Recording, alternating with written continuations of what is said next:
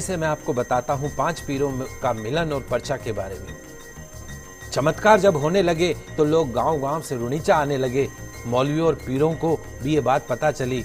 भगवान श्री रामदेव जी घर घर जाते, लोगों को उपदेश देते, ऊंच नीच जात पात कुछ भी नहीं है, हर जाति को बराबर का अधिकार मिलना चाहिए। पीरों ने श्री रामदेव जी को परखने का विचार किया।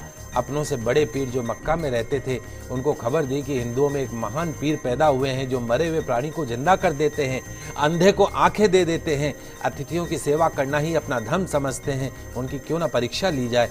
जब खबर मक्का पहुंची, 5 पीर मक्का से आए। कुछ दिनों में पीर रुणीचा की ओर पहुंचे। 5 पीरों ने रामदेव जी से पूछा कि हे भाई, रुणीचा यहाँ से कितना दूर है।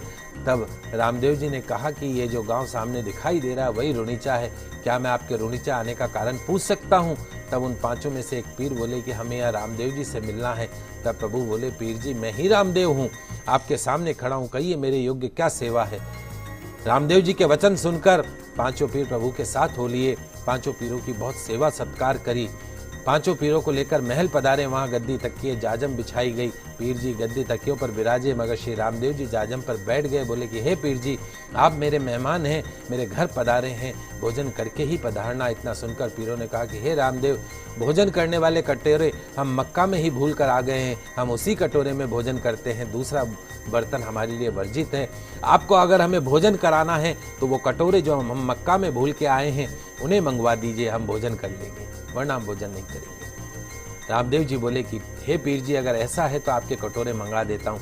ऐसा कहकर भगवान जी रामदेव जी ने, रामसा पीर ने पुनः अपने हाथों को लंबा किया और एक ही पल में 5 पीर के कटोरों को उनके सामने रख दिया। कहा, पीर जी अब आप इस कटोरे को पहचान लीजिए और अपना भोजन शुरू कीजिए। जब पीरों ने 5 कटोरे मक्का वाले देखे तो 5 पीरों को श्री रामदेव जी की महानता पर विश्वास हुआ और उनके विचारों और आचरण से बहुत प्रभावित हुए और कहने लगे कि हम पीर हैं मगर आप महान पीर हैं, आज से दुनिया आपको राम पीर के नाम से जानेगी। इस तरह पीरों ने भोजन किया। श्री रामदेव जी महाराज को पीर की पदवी मिली।